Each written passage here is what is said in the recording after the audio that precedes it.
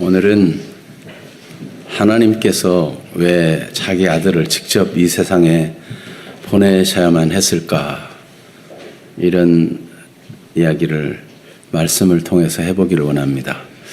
성탄절이 되면 산타크로스가 착한 아이에게는 선물을 준다, 이런 거짓말은 해도 되는 거라고 생각하고, 부모들은 아이들에게 꿈을 심어주고 추억을 심어주기 위해서 아이들 몰래 선물을 사다가 양말 속에 넣어주기도 하고, 또 선물을 머리맡에 놔두기도 하면서 착한 어린이에게 산타크로스가 굴뚝을 타고 들어와서 선물을 주고 갔다, 이렇게 말합니다. 굉장히 낭만적이고 좋아 보이죠. 그런데 이렇게 이야기하는 동안 우리 마음속에는 성탄에 대한 내용이 하나의 우화처럼 느껴지고 그렇게 생각해 버리는 경향이 있습니다. 지난 주간에 인간극장에 한 부부가 다 가수인 사람이 나왔는데, 참 50대에 암이 걸려가지고 뼈에까지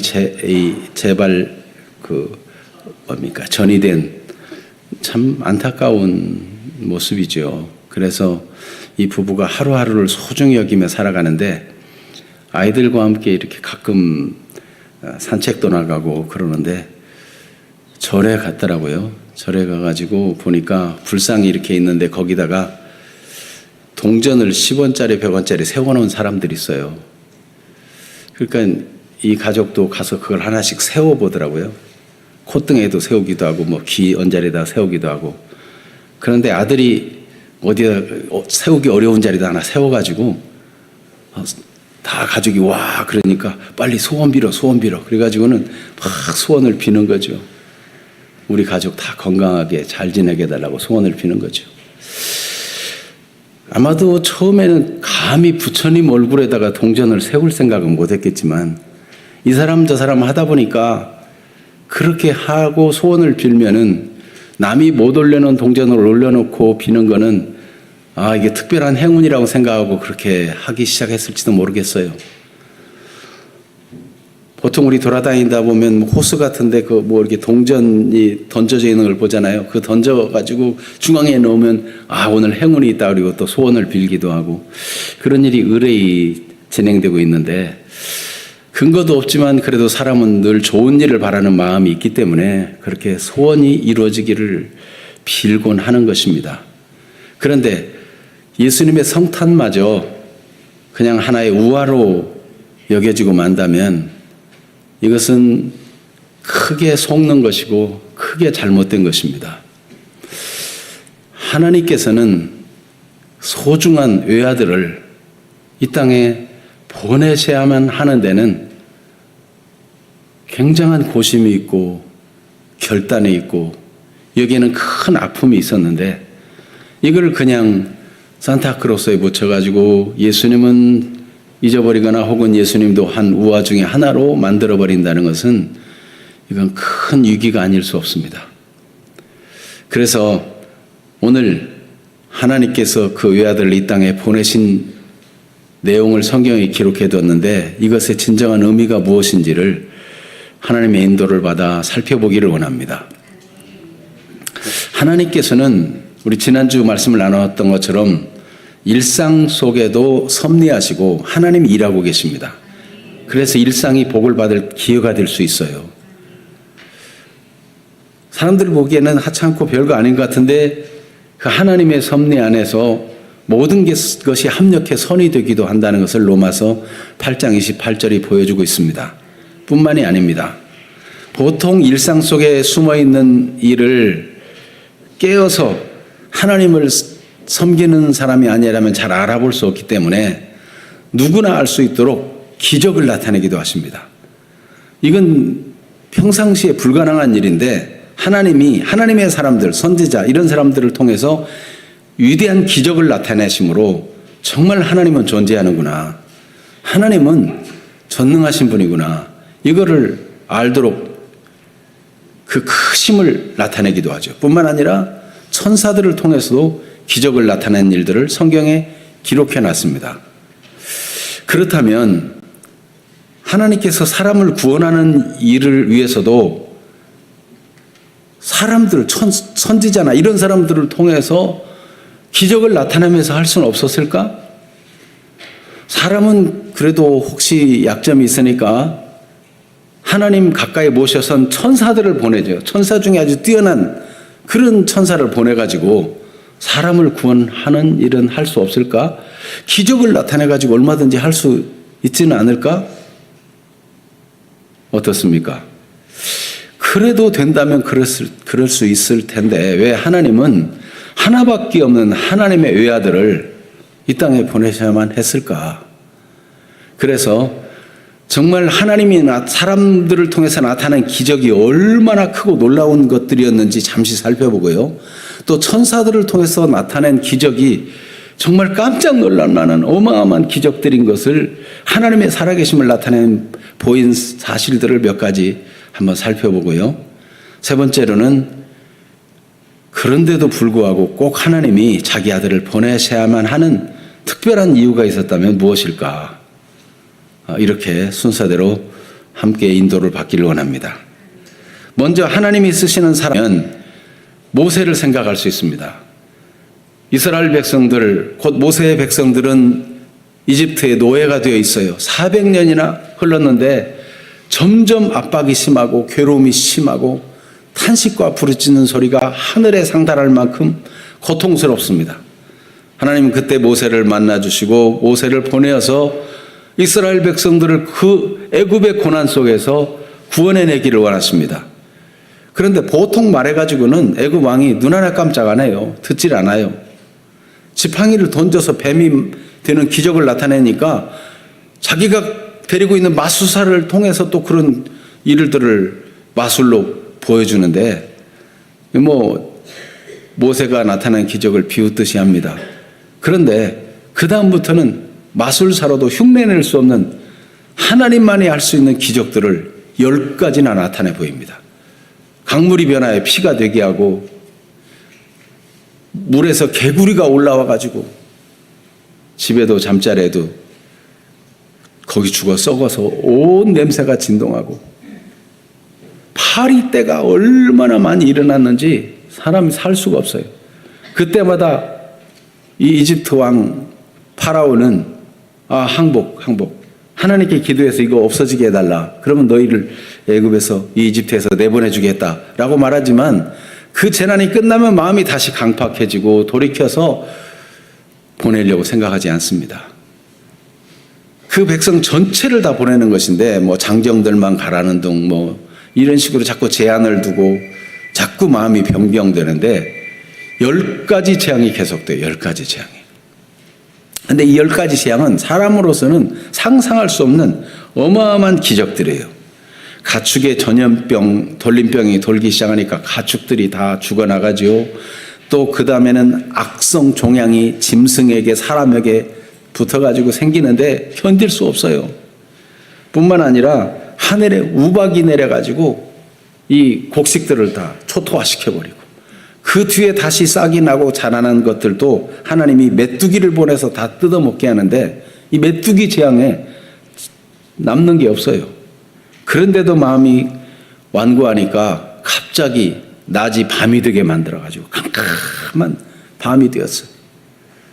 그래도 마음이 강팍하니까 하나님께서 이집트에 처음 난 아들이나 또 짐승이나 할 것 없이 처음 난 거는 다 죽이는 재앙을 나타냅니다. 그러니까 태자도 별 수 없이 왕의 큰아들도 죽게 되니까 그때 항복하고 손드는 겁니다. 하나님이 모세를 통해서 이런 기적을 나타내서 이집트에서 그 고난받는 백성을 건져냅니다. 기적을 통해서 건져냈잖아요.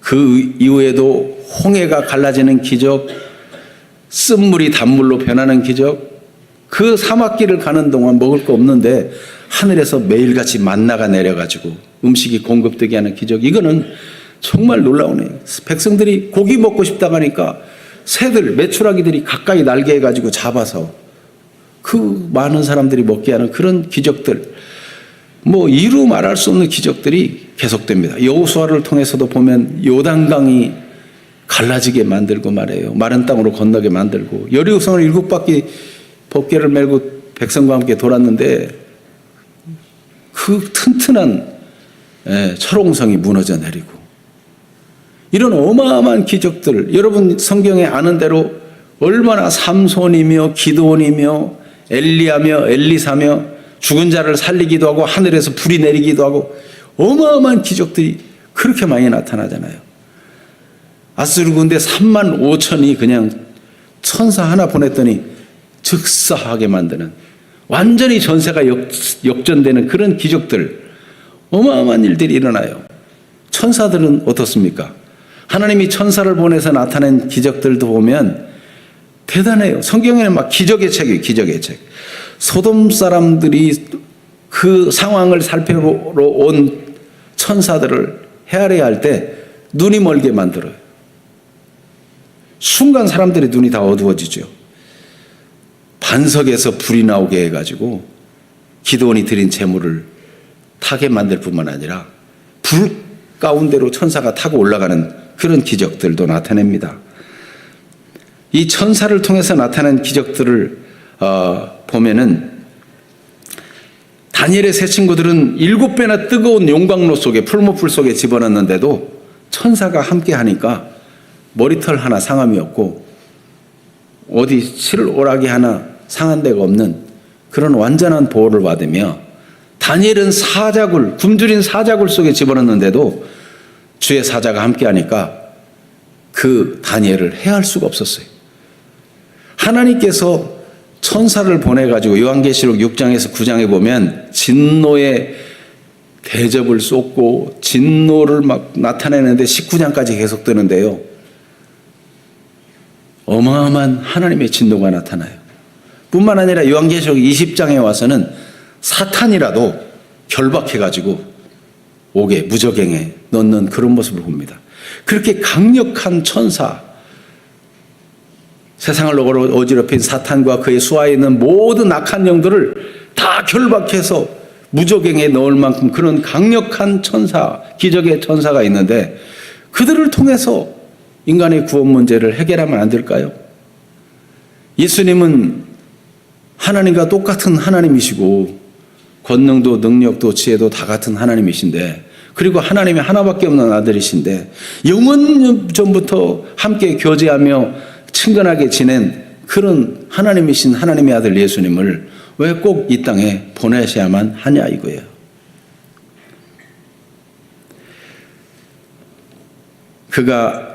우리가 성탄절의 아기 예수 그냥 동화나 우화 속의 한 존재로 기억할 것이 아니고, 오늘 성경이 정확히 보여주는 바는 예수 그리스도는 하나님의 아들이시라는 겁니다.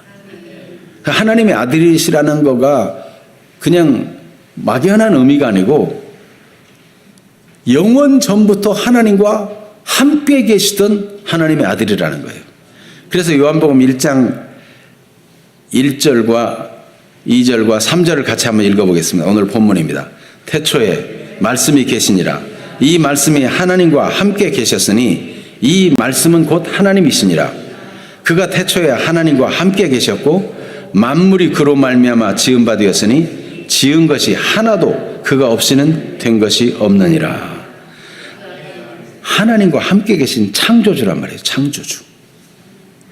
이 요한복음의 태초에는 창세기 1장 1절의 태초하고 달라요. 창세기 1장 1절의 태초는 세상이 시작될 때 하나님이 어떻게 하셨는가, 말씀으로 천지를 이렇게 창조하셨다 하는 세상이 시작되는 그 시작점 태초입니다. 그런데 요한복음 1장의 태초는 하나님과 함께 계신 태초예요. 그러니까 이 태초는 세상이 지어지기 전부터, 영원 전부터 계신 하나님이시거든요. 그러니까 영원 전부터 하나님과 함께 계신 하나님의 아들, 세상을 창조할 때도 함께 계시던 그런 예수님, 창조주이신 예수님, 하나님과 깊이 있게 교제하고 그 교제를 유지해오던 하나님의 아들 예수님, 스스로 존재하신 분, 바로 그런 분이 하나님의 아들 예수 그리스도인 것을 성경은 분명히 보여주고 있습니다. 이것은 사람이 상상으로 지어낸 그런 우화 속의 인물이 아니고 하나님이신 창조주이신 하나님의 아들이라는 것입니다.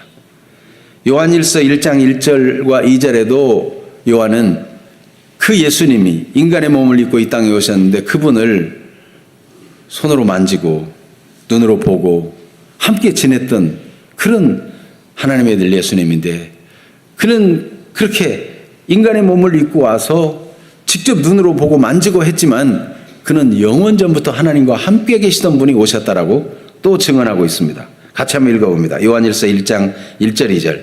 태초부터 있는 생명의 말씀에 관하여는 우리가 들은 바요 눈으로 본 바요 자세히 보고 우리의 손으로 만진 바라. 이 생명이 나타나신 바 된지라. 이 영원한 생명을 우리가 보았고 증언하여 너희에게 전하노니 이는 아버지와 함께 계시다가 우리에게 나타내신 바 된 이시니라. 아버지와 함께 계시다가 아버지께서 보내셔서 이 땅에 나타나신 바 된 그분이라. 그는 생명의 말씀이신데 천지를 창조할 때 빛이 있으라 할 때 말씀으로 천지가 창조되었는데 바로 천지 창조에 함께 계신 영원한 말씀이시며 생명이신 하나님의 아들 예수님을 이렇게 성경은 증언하고 있습니다. 그는 지혜와 권능과 영광이 동등한 하나님으로 삼위일체 중 한 분이신 성자 하나님, 그가 예수 그리스도인 것입니다. 요한복음 10장 28절에서 30절 말씀도 같이 한번 읽어볼까요? 내가 그들에게 영생을 주노니 영원히 멸망하지 아니할 것이요 또 그들을 내 손에서 빼앗을 자가 없느니라. 그들을 주신 내 아버지는 만물보다 크심에 아무도 아버지 손에서 빼앗을 수 없느니라. 나와 아버지는 하나이니라 하신대. 그렇습니다. 예수님이 사람에게 영생을 준다는 거예요. 근데 그 영생, 예수님이 주신 영생은, 그 영원한 생명은 하나님 아버지와 함께 가진 영생이고, 만물을 보다 크신, 만물을 창조하신 하나님께서 지키시기 때문에 아무도 그 예수님이 주신 영생을 빼앗을 자가 없다. 영원한 생명을 가진 예수님과 영원한 생명을 가진 하나님은 하나이신, 완전히 동등하신 분이시다. 삼위일체 하나님이신 것을 증언하고 있습니다.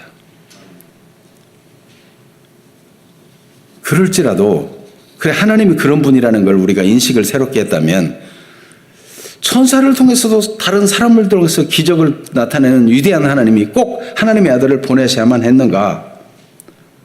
왜 그랬는가? 오직 예수님만이 그 안에 영원한 생명을 가지고 있어요. 예수님만이 어두운 세상을 비치는 참 빛이에요. 여러분, 이 몸에 장기에 어려움이 생기면은 이 장기 이식을 하기도 하잖아요. 뭐 간 이식 같은 것도 하고 생체 이식도 하고 그럴 때 아무거나 이식할 수 있는 게 아니고 서로 간이 맞아야 되잖아요. 네. 맞아야 그게 생명이 되고 삶이 되는 거지. 맞지 않으면 안 돼요. 근데 사람에게 영생을 주실 수 있는 이 생명, 사람을 영원한 죄와 멸망에서 살려낼 수 있는 생명을 가진 분은 예수님밖에 없어요. 본래 하나님의 주신 참 생명을 가지고 지어진 인간이 아닙니까?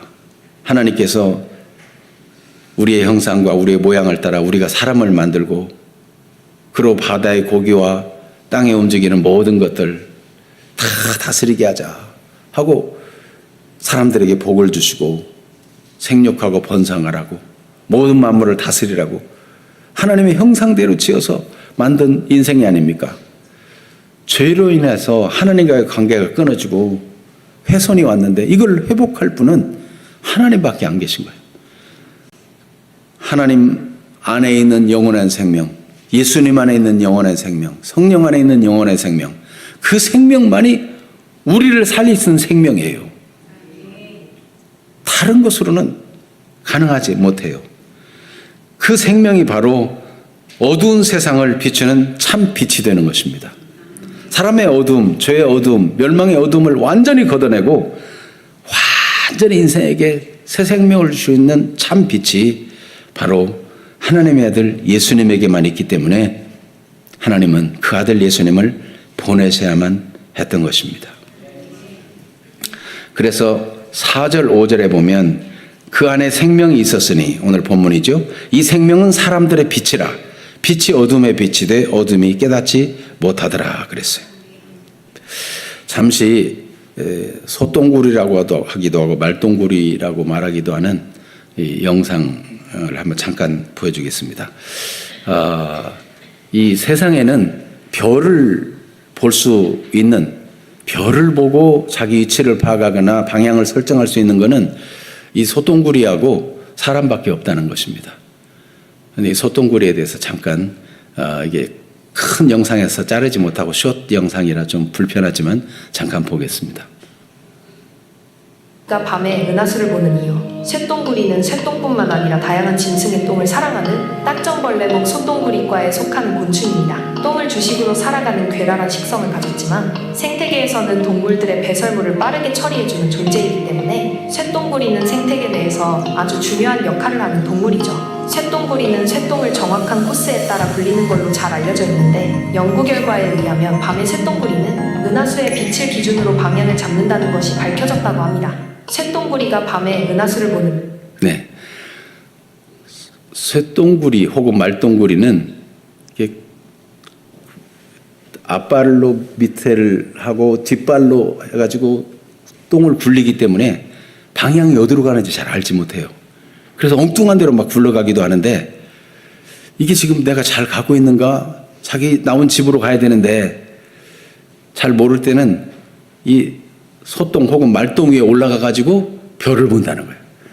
은하수를 보고 내가 지금 위치가 어디구나, 어디로 가야 되겠구나 정해 가지고 다시 굴려간대요.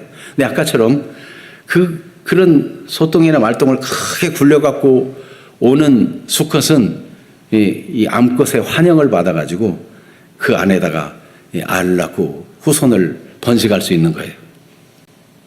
그런데 아주 좋은 일은 그렇게 크게 굴려놨는데 마침 암컷이 그걸 보면 마음에 들어가지고 와서 같이 붙어가지고 가면은 한꺼번에 그냥 짝도 데리고 가는 거고, 어떤 때는 짝도 같이 굴려줘가지고 원하는 목적지로 가서 땅을 파고 들어가서 거기다가 알을 낳는데 여러분, 이 소똥구리라도 빛이 없으면 자기 위치를 알 수가 없는 거예요. 그런데 그 빛을 보고 자기 위치가 어디고 어디로 가야 할 바를 안단 말이죠. 세상에서 오셔서 비치는 참 빛은 예수님밖에 없습니다. 죄로 인해서 길을 잃고 헤매는 인생들에게 참 빛은 예수님밖에 없어요. 그래서 예수님께서 요한복음 14장 6절 말씀에 내가 진실로 진실로 너희에게 이르노니 내가 곧 길이요 진리요 생명이라고 말씀했어요. 예수님만이 참 빛이 되고 길이 되어주시는 거죠. 인생이 길을 잃었습니까? 돈이 전부인 줄 알고 달려가다가 돈을 쫓아갔는데 허물을 만날 수 있어요. 지식이 전부인 줄 알고 열심히 공부하고 노력했는데 결국 지식으로 영혼의 만족을 채우지 못해요. 길을 잃어버리는 거죠. 여러분, 예수님만이 인생이 나아갈 참 길이 되고 참 빛이 되어주시는 것입니다. 사람들이 죄 때문에 길을 잃었고 죄 때문에 하나님과의 관계가 단절되어서 생명이, 그 영원한 생명을 잃어버린 상태가 된 거예요. 그런 인간에게 참 생명을 전해주실 분은 예수 그리스도밖에 없다고 오늘 성경이 증언하고 있어요.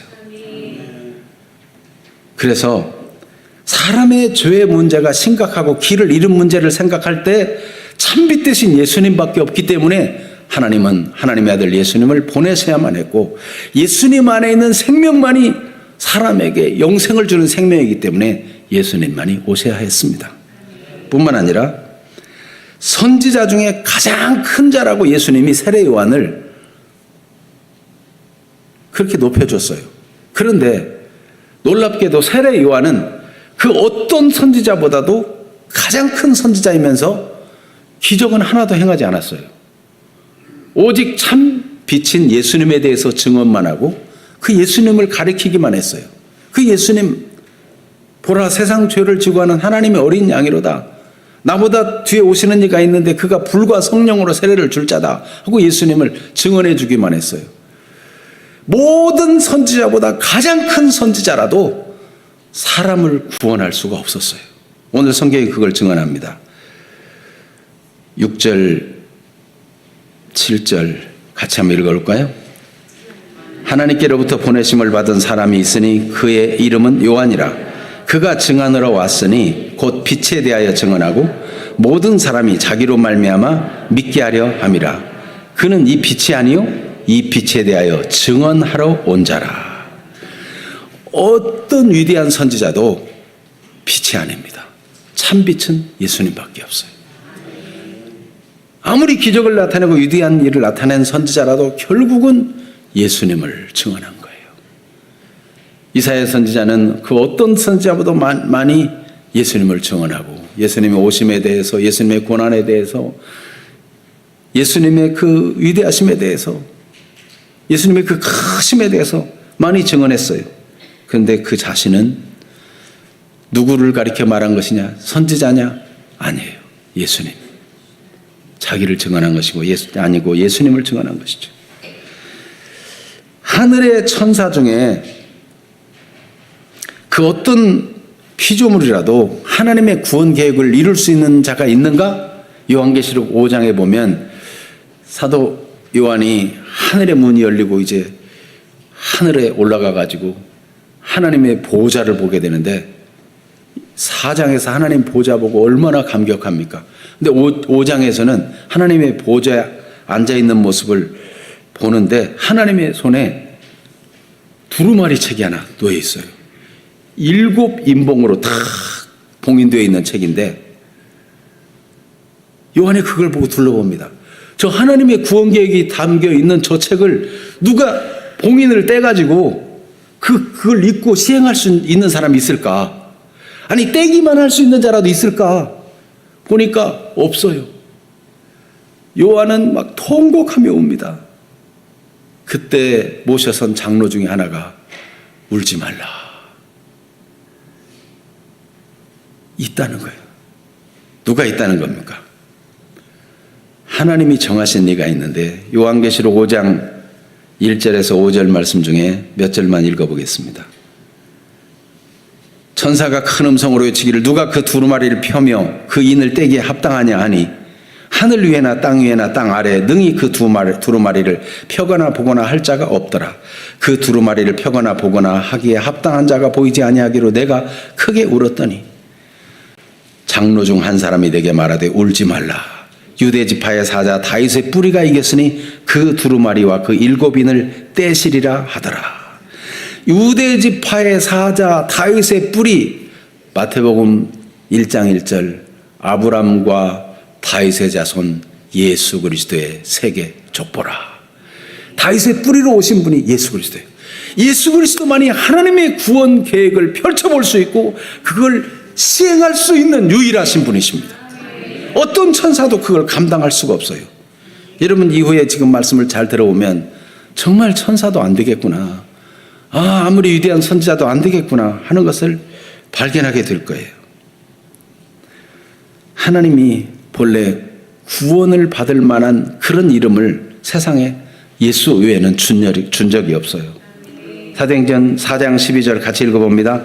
다른 이로서는 구원을 받을 수 없나니 천하 사람 중에 구원을 받을 만한 다른 이름을 우리에게 주신 일이 없음이라 하였더라.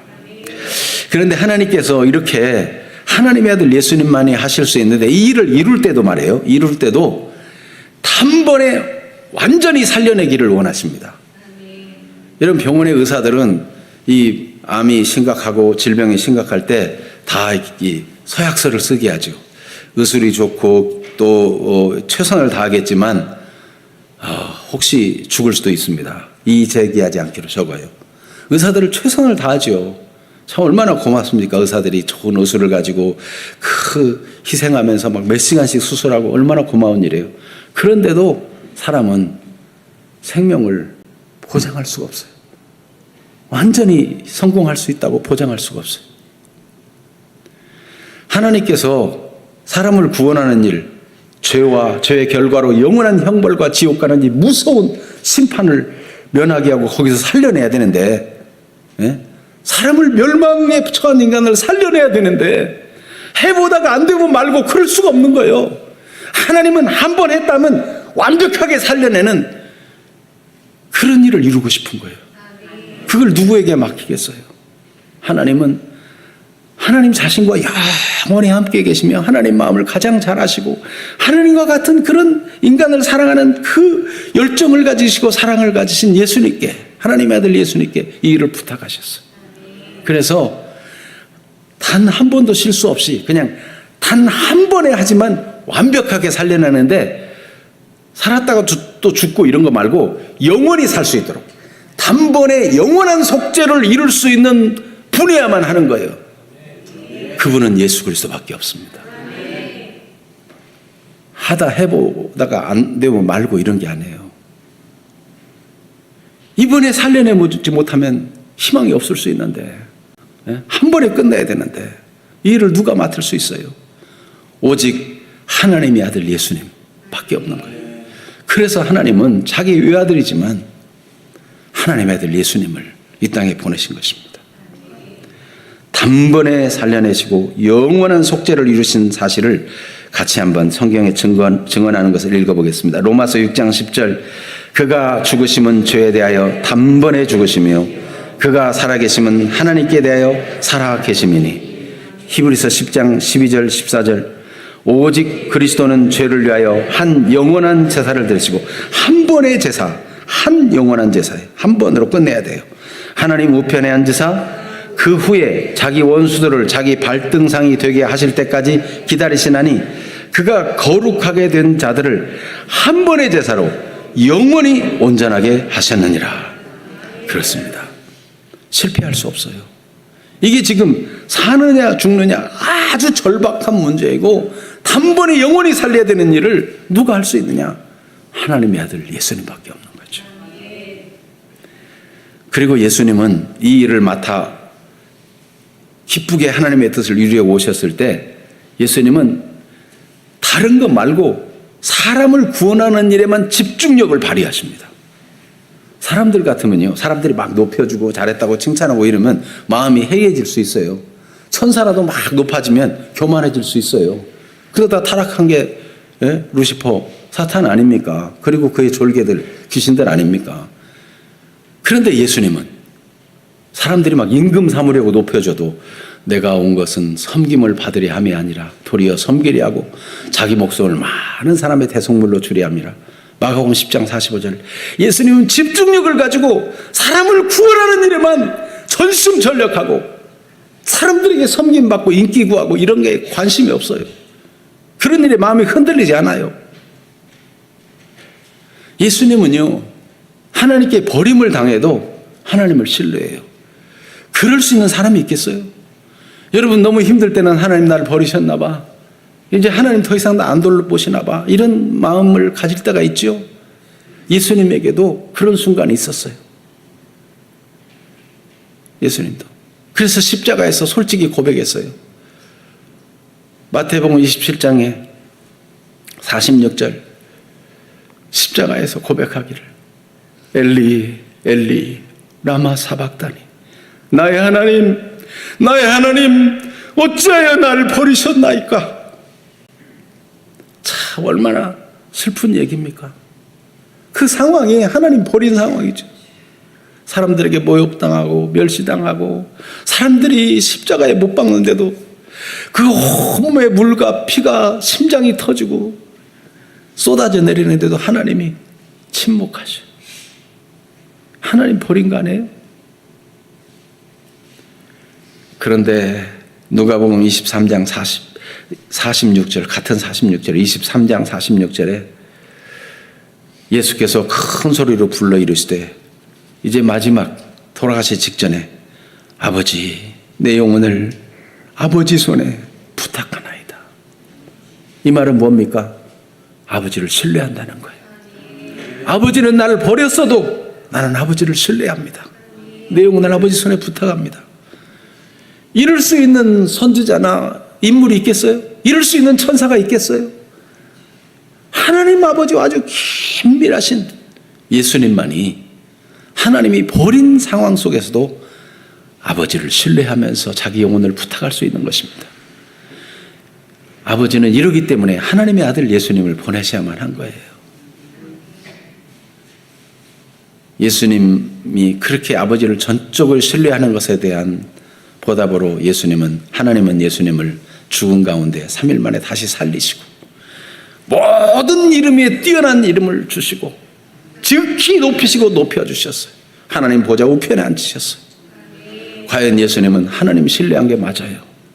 그리고 단번에 영원히 구원하여 그 효력이 얼마든지 오고 오는 모든 세대가 믿어도 누구든지 구원받을 수 있는 그런 효력이 있는 단번에 영원한 속죄를 예수님이 이루신 것입니다.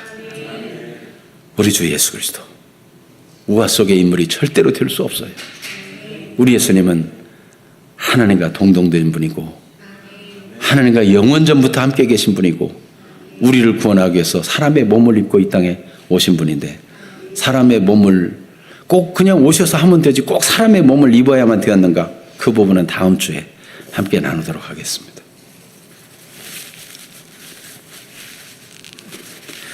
예수님이 우리를 위해서 그렇게 집중력을 발휘하시고 구원하기를 원하셨다면 사람은 어떻게 해야 됩니까? 자기가 지은 땅에 왔는데 하나님의 뜻을 알려준 특별히 그 하나님의 백성들이 있다고 하는 땅에 왔는데 영접하는 자가 없었어요. 그 어두운 마음의 빛으로 찾아오셨는데 그 빛을 알아보는 자가 없었어요. 그러나 영접하는 자, 곧 그 이름을 믿는 자들에게는 하나님의 자녀가 되는 권세를 주셨다 그랬어요. 사랑하는 성도 여러분, 하나님이 이렇게 하나님과 동등된 하나님의 아들 예수님을 보내신 것은 우리를 구원하려고 예수님을 영접, 곧 믿는 자에게 영원한 생명을 주고 참 길을 보여주는 참 빛이 되시기 위해서 오셨는데 그를 믿는 일이 하나님의 사랑에 합당한 반응을 하는 것입니다. 믿는 사람은 이 사랑을 온 세상에 전하며 살고 이 위대한 사랑을 증언하며 사는 일이 믿는 우리의 할 일이 아니겠습니까? 우리도 사람들의 구원에 대해서 집중력을 발휘하면서 그렇게 영혼들을 구원하려고 마음을 쓰는 그런 일.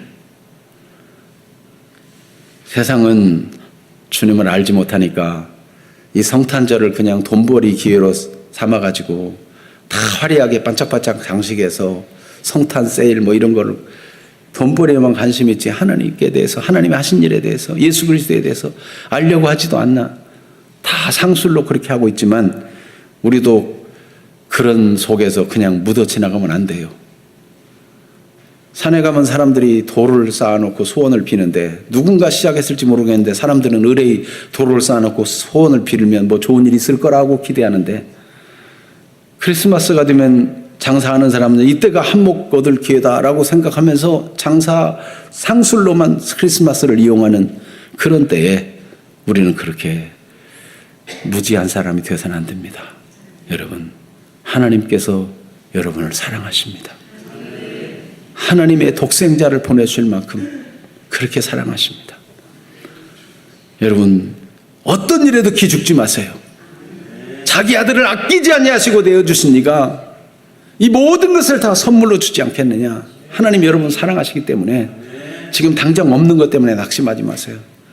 심지어 예수님처럼 하나님이 버린 것 같은 상황이 온다 할지라도 예수님의 희생을 믿고 하나님 아버지의 사랑을 믿으세요.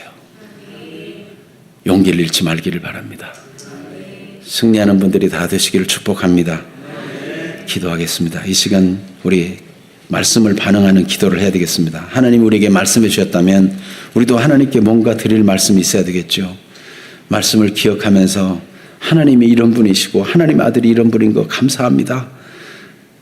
나를 죄에서 구원하기 위해서, 나를 생명 주시기 위해서, 내게 참 빛이 되고 길이 되어주시기 위해서 오셔서 감사합니다. 오늘 믿는다고 영원히 주님을 믿고 신뢰하며 살겠다고 고백하는 시간이 되기를 바라고, 여러분이 그렇게 진짜 믿는다면 예수님만이 참 빛이기 때문에 이 빛을 모르는 어두운 세상에 비추는 사람, 이 생명을 또 나눠주는 사람, 이 예수님을 통해서 생명을 받게 하는 일에 쓰임받는 사람 되기 위해서 기도할 수 있는 시간이 되기를 바랍니다. 믿지 않는 가족이나 친구들이나 친척들도 구원받도록 마음을 담아서 기도하겠습니다. 주여 한번 부르짖고 하나님께 각자가 기도하겠습니다. 주여!